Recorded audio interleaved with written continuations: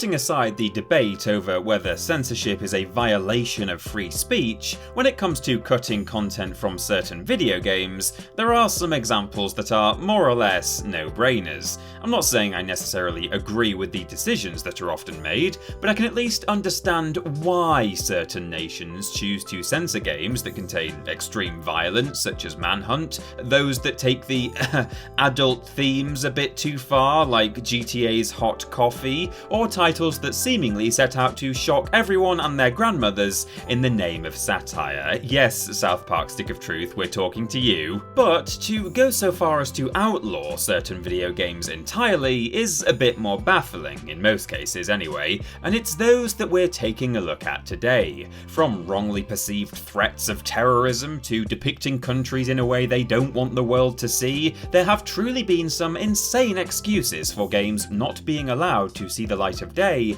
in certain territories. Prepare to give that noggin a darn good scratching, folks, because I'm Peter from TripleJump, and here are 10 games banned for ridiculous reasons.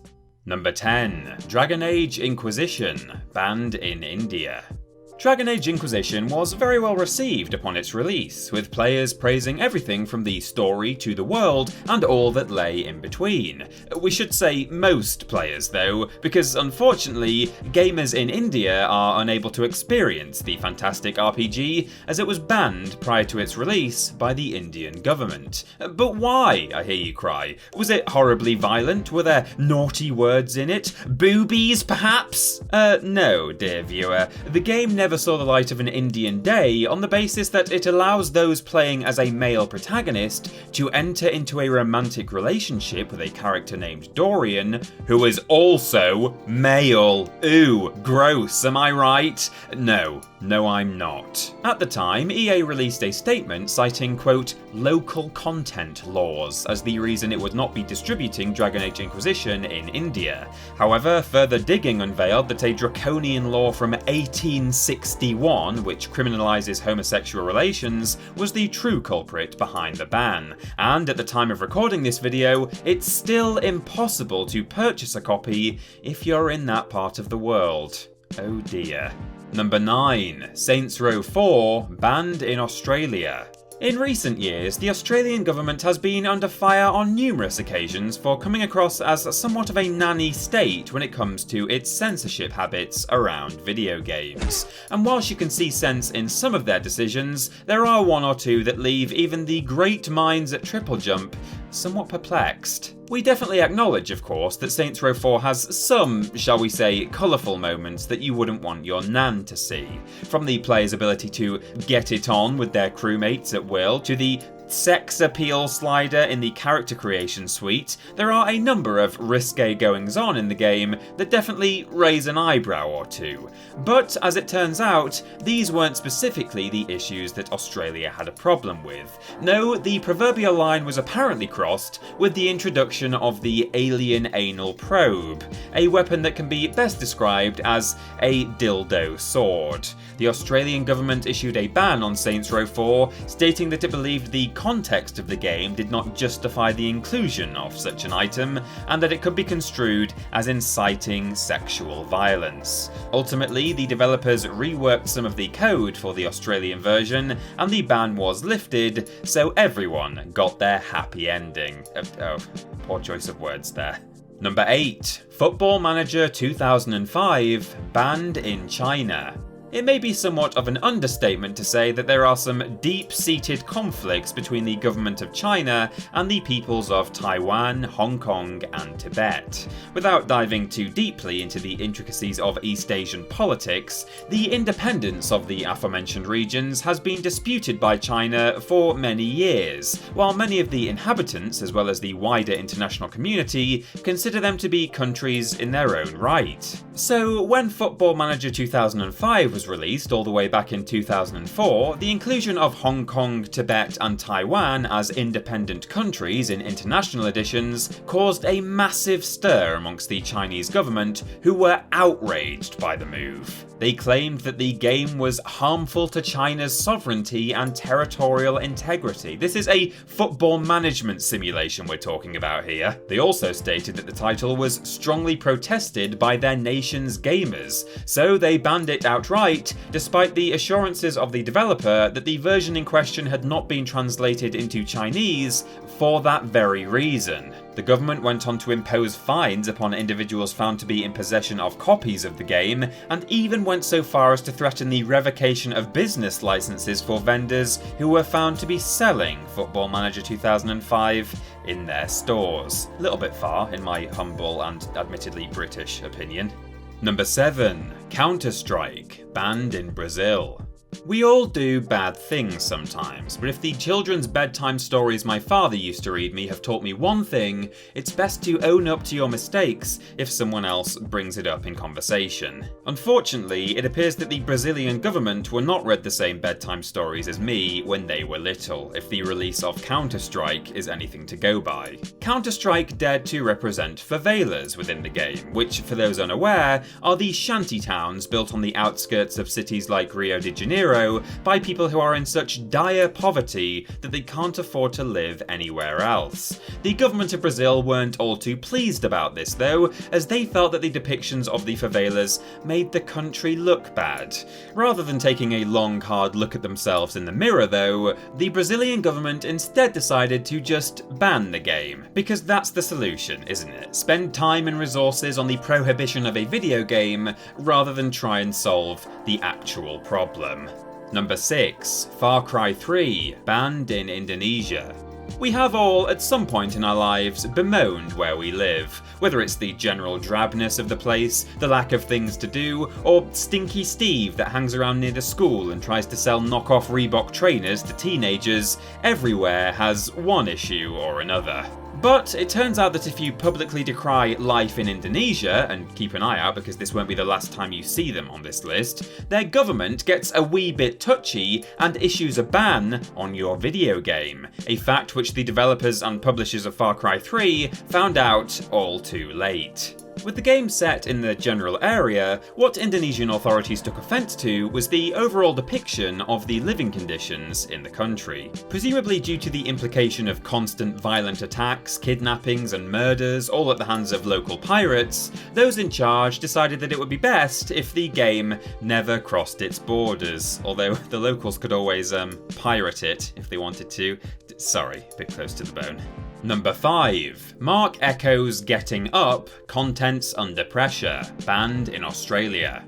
Oh, Australia, you're at it again with the arguably silly bans. This time we're dealing with the 2006 winner of the TripleJump award for needlessly long game titles, Mark Echo's Getting Up, Contents Under Pressure. This game is a largely forgettable beat-em-up title by fashion designer Mark Echo, focusing on a graffiti artist called Train, spelled T-R-A-N-E because it's cool and edgy, as he sets out on a mission to become the new Banksy. Sadly though, all this violence led to a refusal of classification.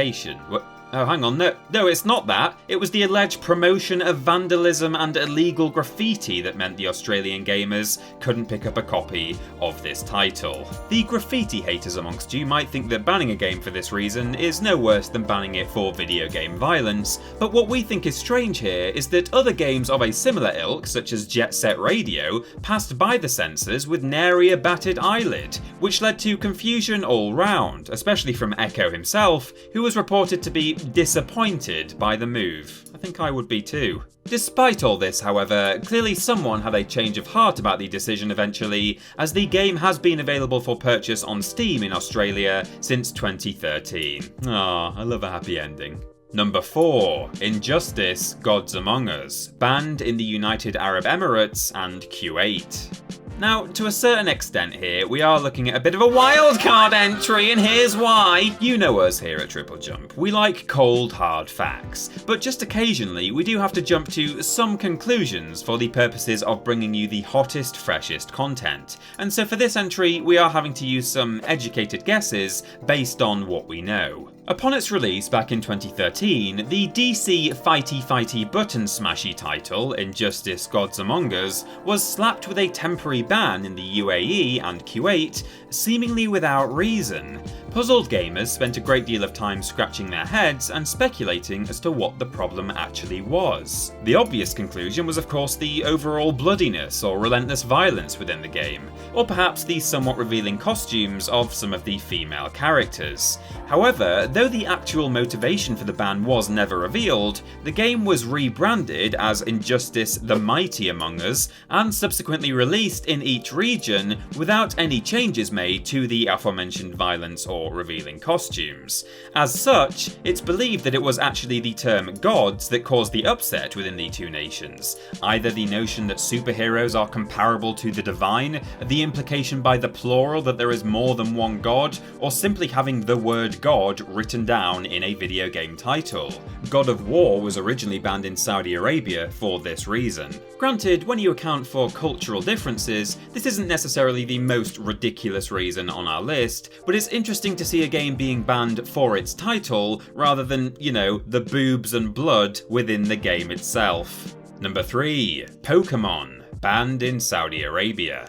I'm gonna be honest, there is a lot to unpack with this one, but in the words of Brian Butterfield, I will do my very best. It's really quite difficult, certainly from my perspective, to understand why anyone would find Pokémon offensive, but it turns out that the folks in Saudi Arabia have no time for Pikachu and his friends for a variety of reasons. All the way back in 2001, the General Secretariat of the Council of Senior Scholars, that's Saudi Arabia's highest religious body, issued a fatwa against Pokémon, meaning that the entire franchise was banned in the country. The reasons stated for this have been varied, but have included the alleged promotion of gambling, the teaching of Darwinism due to the game's evolution mechanics, and probably most puzzlingly, the promotion of Zionism, which for those not in the know, is the ideology that advocates for the re-establishment of a Jewish state in the form of the historic land of Israel. Now wherever you stand on Zionism and Palestine, did I hit my head or something? If anyone's got any idea, literally any idea at all how Pokémon relates to Zionism,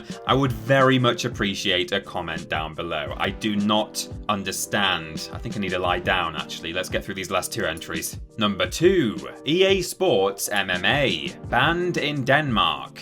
Ah yes, MMA, the sport where people get into a ring and kick each other in the head. No wonder Denmark had a few reservations about their young ones playing this game. Except no, that's not the reason at all. Bear with me. Although definitely not the most dangerous beverage out there by a long shot, it has long been acknowledged that the overconsumption of energy drinks isn't all that good for you. Bear Grylls has warned us more than once that if we're ever stuck on a desert island and a whole crate of them washes up on the beach, do not drink them all at once, or you'll get you know what. The good folks in Denmark clearly listen closely to Bear's advice, because for some time now they've had laws in place that ban the advertising of energy drinks. This somewhat put a dampener on the release of EA Sports MMA back in 2010, as due to the aforementioned legislation, the overabundance of Rockstar energy drink product placement in the game meant that it was not fit for release in Denmark. EA were advised by our Danish pals that if they simply swapped out the energy drink references for a similar product, say,